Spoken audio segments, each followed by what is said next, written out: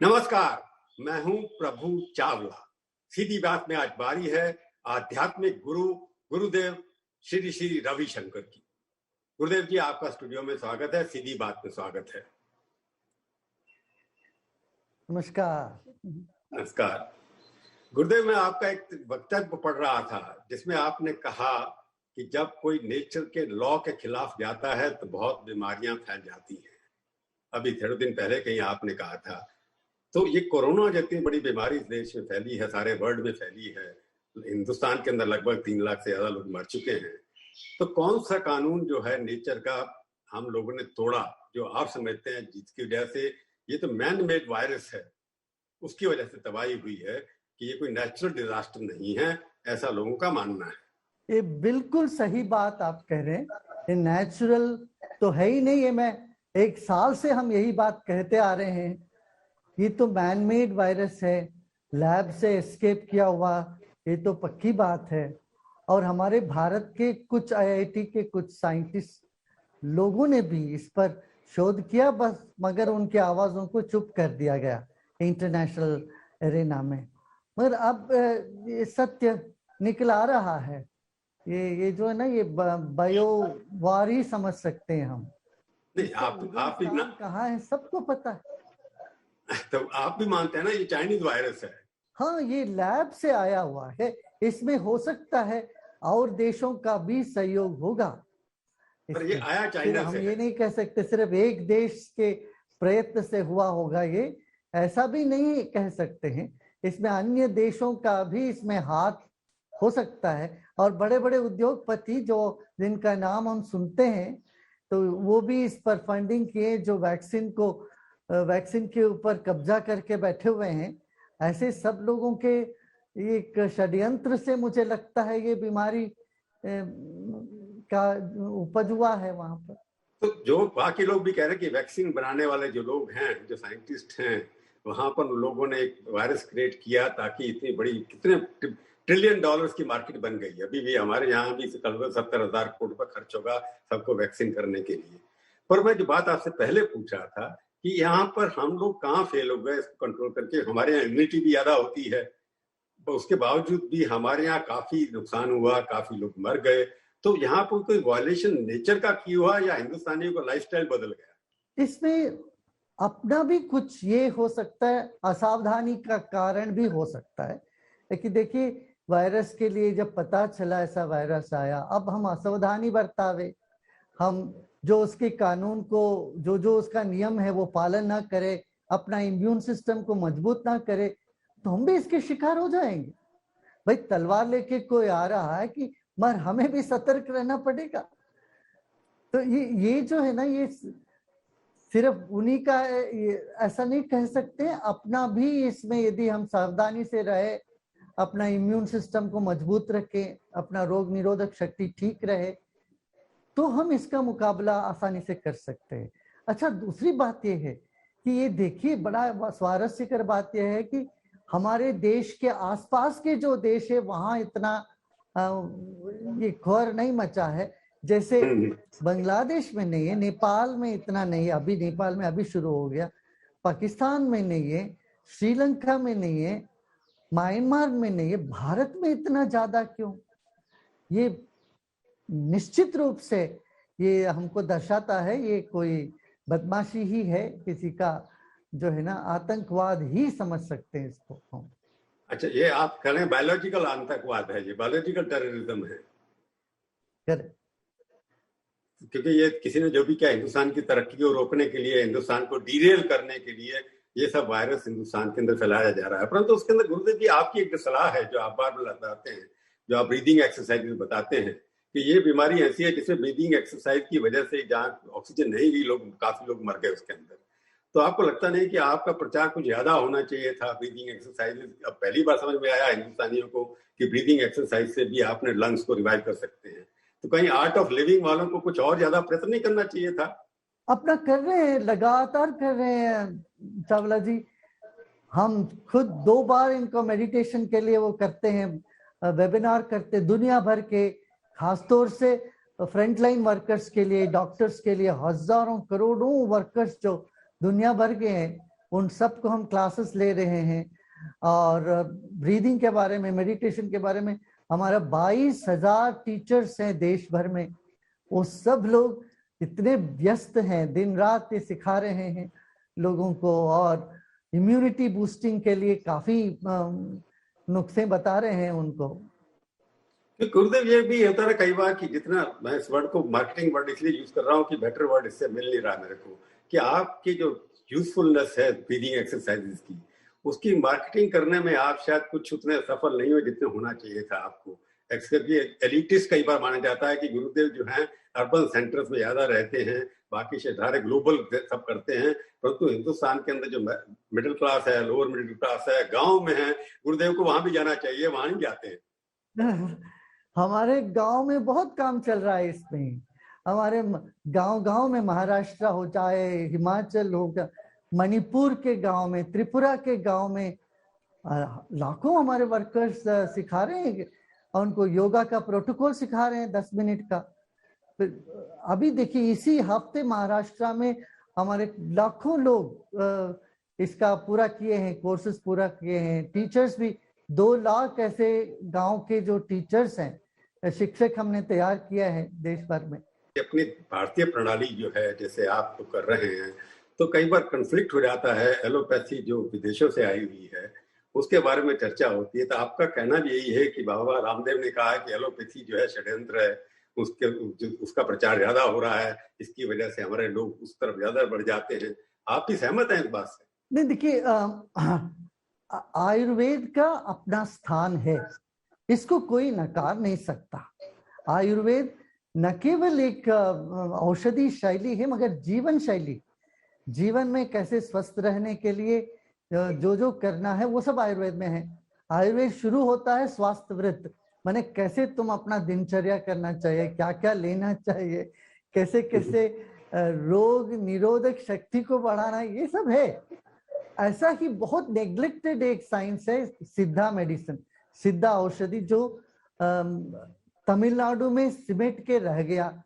हम वहां से भी इसका हमने वो किया है, अभी प्रचार किया है। एक कबासुर करके सिद्धा मेडिसिन है, उसके ऊपर हमने काफी रिसर्च करवाया, और फ्रैंकफर्ट इनोवेशन सेंटर जो जर्मन गवर्नमेंट के वायरोलॉजी लैब है, वहां पर इसका रिसर्च हुआ, तो ये पता चला 85% माने 85% इस वायरस को रोकने में ये कामयाबी है।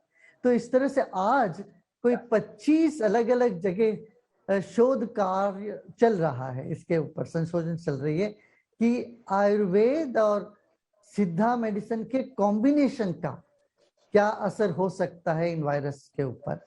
अच्छा, एक और बात है, जैसे चाइना में जो चाइनीज मेडिसिन है वो तमिलनाडु से गया, सिद्धा मेडिसिन का ही वो एक विकृत रूप है चाइनीज मेडिसिन। उस मेडिसिन को उन लोगों ने यूज करके, उसका मान्यता दे करके, वहां उन्होंने इस बीमारी को रोकने में सफल हुए हैं। और चाइनीज मेडिसिन को जो मान्यता मिली है दुनिया भर में, आयुर्वेद और सिद्धा का अभी तक नहीं मिला है। इस पर हम लड़ रहे हैं, अंतरराष्ट्रीय समुदाय में भी, कम्युनिटी में भी हम ये बात कहते जा रहे हैं, जो मूल स्रोत है चाइनीज मेडिसिन का वो आयुर्वेद और सिद्धा है। आप इसको मान्यता नहीं दे रहे। नहीं, मैंने आपसे सवाल पे बाबा रामदेव जी ने मेडिकल एसोसिएशन के बारे में, डॉक्टर्स के बारे में कुछ कहा, उसका उन्होंने केसेस किए।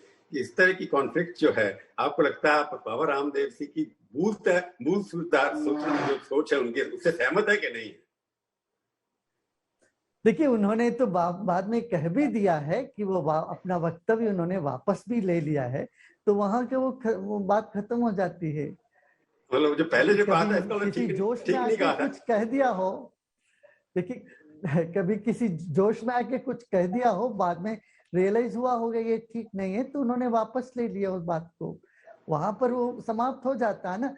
मैं तो ये कहता हूँ, देखिए सिस्टम को लेके हमें किसी तरह के पूर्वाग्रह नहीं होनी चाहिए, चाहे एलोपैथी हो, चाहे आयुर्वेद हो, चाहे यूनानी हो, सिद्धा हो। हमारा लक्ष्य सिस्टम नहीं है, हमारा लक्ष्य है स्वास्थ्य। तो स्वास्थ्य पर हमारा नजर रहे, फिर एक होलिस्टिक तरह के, माने एक समग्र वैद्यकीय दृष्टिकोण हमें होना चाहिए, और कहीं से भी हमको अच्छा वो कुछ हो तो वो अपना उपयोग कर लेना चाहिए। आयुर्वेद को जितना मान्यता है उतना ही हमें एलोपैथी का भी, एलोपैथी जो है ना, इमरजेंसी में एलोपैथी की बहुत आवश्यकता है। कोई ये कहे कि मैं सिर्फ आयुर्वेद से ही ठीक कर लूंगा अपना सब कुछ, वो बेवकूफी होगी, वो नहीं होना चाहिए। गुरुदेव एक बात लोग कहते हैं कि आप भी अपने हिसाब से काम करते हैं, आयुर्वेदा का प्रचार करते हैं। ये एलोपैथी वर्सेस आयुर्वेदा का इसलिए प्रॉब्लम खड़ा हो गया कि बाबा रामदेव के बारे में सोचते हैं कि वो कमर्शियलाइज कर रहे हैं आयुर्वेदा को, उनका प्रचार कमर्शियलाइजेशन ज्यादा है, कंपनी की नेटवर्क को बढ़ाना है, वैल्यूएशन बढ़ाना है, क्योंकि आयुर्वेदा का प्रिंसिपल पैसा बनाना नहीं है, ऐसा मेरी समझ में आता है। मेरे को पता नहीं आपका क्या सोचना है कि ये नहीं लगता कि बाबा जी ने कमर्शियलाइजेशन करके इसकी वजह से कंपटीशन खड़ा कर दिया एक एलोपैथी वर्सेस आयुर्वेदिक? नहीं, अलग अलग लोगों का अलग अलग अभिमत होता है, कोई कुछ कहे कोई, और उस पर टीका टिप्पणी करना तो हमारा काम नहीं है। मैं तो इतना ही कहूंगा कि हमें डॉक्टरों की निंदा नहीं करनी चाहिए, ना आयुर्वेद के सिस्टम को घटिया नहीं बताना चाहिए। एक समग्र दृष्टिकोण होनी चाहिए। ये अभी जो देश जूझ रही है बड़ी समस्या से, इस वक्त हम कह दें कि वैक्सीनेशन ना लो तो ये बड़ा नुकसान होएगा लोगों को। ऐसे ही इस वक्त कह देंगे कि ये गिलो या मत लो, ये सब आयुर्वेदिक सब बेकार है, तब भी बड़ा नुकसान होगा।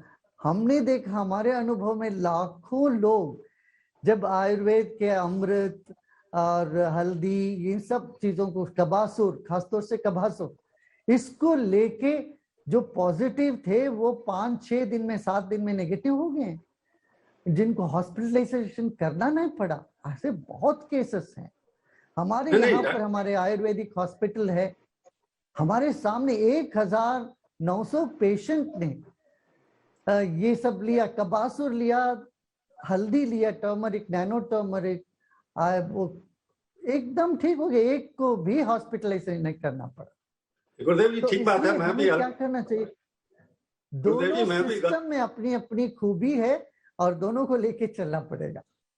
गुरुदेव जी आपकी बात ठीक है, मैं भी हल्दी डाल के दूध में पीता हूँ रात को रोज, उससे काफी फर्क पड़ता है। पर सवाल ये होता है कि वैक्सीन की बात आपने उठाई अभी, वैक्सीन के बारे में बाबा गुरुदेव ने बोल दिया कि मैं तो, बाबा रामदेव जी ने बोल दिया कि मैं वैक्सीन लगवाऊंगा नहीं, तो वो पलट गए, अभी कहते मैं लगवाने की कोशिश करूंगा। आपने आर्ट ऑफ लिविंग में वैक्सीन के बारे में क्या सोचा है कि आपने खुद लगवाई है कि नहीं वैक्सीन? हम तो कहते हैं जिनका इम्यून सिस्टम मजबूत नहीं वो पहले लगवा ले, जैसे जिनका कोई शुगर है, डायबिटीज है या कोई और है, तो आपको और एज है, आप लोग सब लगा ले।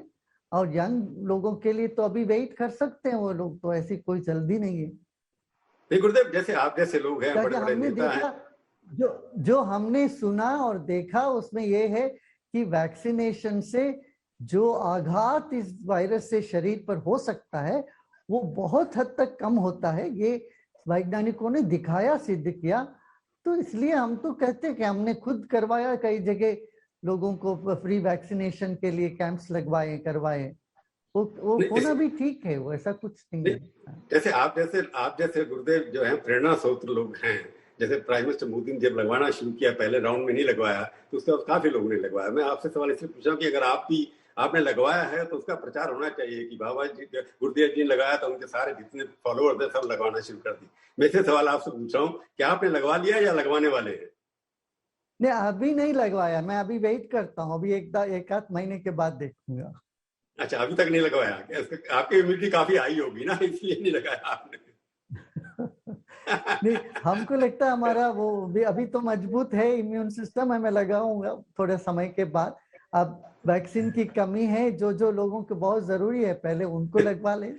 गुरुदेव एक बात बताइए आप, क्योंकि इतना सारा फैला दूसरे राउंड में, क्योंकि हम लोग भारत के अंदर सक्सेसफुल हो गए थे, मार्च में हम लोगों ने एक बार अनाउंस भी कर दिया था कि हम जीत गए बिना वैक्सीनेशन के। आपको लगता नहीं कि पॉलिटिकल लीडर, बाकी बड़े बड़े लोग जिन्होंने इसका पालन नहीं किया, और दूसरा उसके लिए पॉलिटिकल रैली, वो जिम्मेवार हैं इसके लिए जो सेकंड वेव आई आपके यहाँ? देखिए, चाहे पॉलिटिशियन हो या धर्मगुरु हो, जो भी एक गाइडलाइंस के विरोध में चलते हैं ना, वो सही नहीं है। महाजनो ये न गतस्स पंथा हम लोग कहा गया, हमारे देश में सदियों से कहते आ रहे, जो लीडर्स है, समाज के नेता लोग है या किसी भी क्षेत्र के जो लीडर्स हैं, उनको अनुसरण करते हैं बाकी लोग, तो उसमें तो हमें कथनी और करनी में भेद नहीं होनी चाहिए। जो कहते हैं वैसे उनको पालन अवश्य करना चाहिए। एक बात जो WHO ने, बाकी लाइगों ने भी कहा कि जैसे हमारे यहाँ कुंभ मेला हुआ, उसका असर बाद में दिखाई दिया। आपको लगता नहीं कि कुंभ मेला नहीं होना चाहिए था उस फॉर्म में, जिस फॉर्म में हुआ है, जिसकी वजह से काफी सारे हजारों केस नए उसके बाद आए? सही बात है। या कुंभ मेला यदि करते भी हैं कि इतना बड़ा वो एक कांग्रीगेशन में कानून को बनाए रखना कोई आसान बात नहीं होती है, तो ये तो समझ लेना चाहिए। अब देखिए नवरात्रों में सब बंद है, नवरात्रों में लाखों लोग वैष्णव देवी मंदिर में जाते थे कटरा। अब इस बार तो 2 बार से नहीं गया, पिछली नवरात्रि में भी गए, इस नवरात्रि में भी लोग नहीं जा रहे, तो सबको टेलीविजन के जरिए अपने घरों में सबका दर्शन हो रहा है। तो इस तरह से हमने अपील किया सबको, इस बार अपने घर में गंगा जी आ गया समझ लीजिए, घर में ही अपना कुंभ मनाओ, वहां जाके आपको नहीं कुछ करना है। हमने तो लोगों से अपील किया है कि कुंभ जाने की अभी चेष्टा ना करिए इस साल। तो ये कोरोना को नजर में रखते हुए अपने घरों में, यहाँ तमिलनाडु में एक कहावत है कि दिवाली के दिन हर घर में की जो हंडे में गंगा जी आ जाती है। तो हमने कहा इस तरह से कुंभ जो है घर की पानी में, नल में गंगा जी समझ लीजिए, घर में ही नहा लीजिए। देखिए जहाँ मन है, मन का ही खेल है सब कुछ। जहाँ मान्यता रखते हैं फिर उस हिसाब से अपना चलते, तो मान्यता को कभी कभी हमें इस तरह से करना भी चाहिए होता है। आपको लगता है ना कुंभ मेला की आपकी जो अपील थी, नहीं जाए लोग वहां, कुंभ मेला नहीं होना चाहिए था जिस फॉर्म में हुआ है वहां पर, आपका विचार अभी भी यही है कि नहीं होना चाहिए था? ना, सही है। मैं आपसे पूछ रहा था कि आपने नदियों को रिवाइव करने के लिए काफी प्रयत्न किया, परंतु जो आपने देखा होगा अखबारों में भी कि वहां पर इतनी लाशें गंगा के किनारे मिली, हर जगह देश भर के अंदर लोग नदियों को स्वस्थ रखने के लिए काम नहीं करते। ये जो शिक्षा का काम है कि हजारों बॉडियां सड़क पे डाल देते हैं, नदी के अंदर डाल देते हैं, सीवेज का पानी सब वहां जाता है, तो इसके लिए भी कुछ आपको चिंता होगी। आपके बारे में प्रधानमंत्री से काफी मुलाकात आपकी होती रहती है, कभी प्रधानमंत्री को आपने कोई सलाह दी कि नहीं दी? ये जो अभी कोरोना के टाइम में जो लाशें आप देख रहे हैं नदियों में जो गिरा हुआ, ये बड़ा संकट, दुखदाई बात है। ये हो सकता है लोगों के पास पैसे नहीं हो उनका दाह संस्कार करने का, या ये डर भी हो सकता है वो शव को लाश पे हाथ लगाने का या कुछ करने का, तो गंगा जी में छोड़ दिया। ये एक एक्सेप्शनल है, इसी को लेके हम नहीं कह सकते। ये परिस्थिति जब ऐसा है पूरे देश में भय का, उस वक्त लोग कुछ भी करेंगे, उस वक्त हम ये नहीं कह सकते कि ये क्यों ऐसा किया है। वो बड़ी परिस्थिति की वजह से लोग किए होंगे ऐसे, मगर अवश्य हम लोगों को इस पर काफी और भी काम करना है। जो अपना कर रहे हैं काफी नहीं है, मैं ये मानता हूँ। मतलब मैं एक तो सवाल और पॉलिटिकल थोड़ा हो जाता है कई बार, क्योंकि कई बार हमारे यहाँ इंडिया जो है अपना रिवाइव कर रहा है कल्चर को, इंडियन कल्चर। ऑपोजिशन पार्टी कई बार इंडियन जो स्टाइल होता है, भारतीयता जिसको आप बोलते हैं, आपको लगता है कि इंडियन ऑपोजिशन जो भी है वो इंडियन कल्चर को आगे बढ़ाने में, जैसे आपकी आयुर्वेदिक है या ऐसी चीजें हैं, उनका मजाक उड़ाते हैं, उससे नुकसान होता है आपको? आप सहमत है इस बात से? देखिए जो कोई काम हमको अच्छा लगता है, ये सही लगता है तो हमें करते रहना चाहिए। और निंदक तो होते ही हैं, कोई आलोचना करने वाले तो होते ही हैं, और उससे यदि कुछ लाभ हो तो लाभ ले लेना चाहिए। यदि वो दिखाते हैं यहाँ कोई नुक्स है, यहाँ कोई नुकसान है, इधर कुछ गलत है, तो वो चीजों को हमें सुन लेना चाहिए।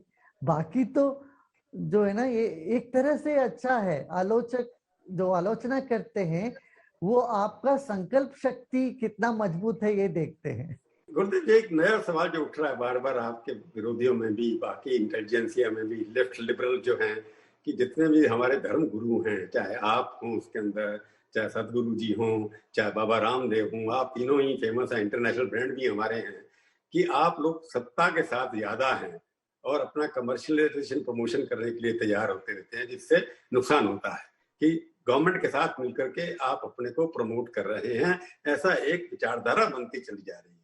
इसमें कितना सच है? कहने वाले तो कुछ भी कह देंगे बिना सोचे समझे देखे। देखिए, बात यह है कि कमर्शियलाइजेशन की बात तो दूर दूर तक, मगर मैं ये पूछता हूँ उसमें गलती क्या है? देखिए, एक प्रॉवर्ब ये है कि you can't do charity from an empty bowl. काली बर्तन से किसी को कुछ परोस नहीं सकते हैं।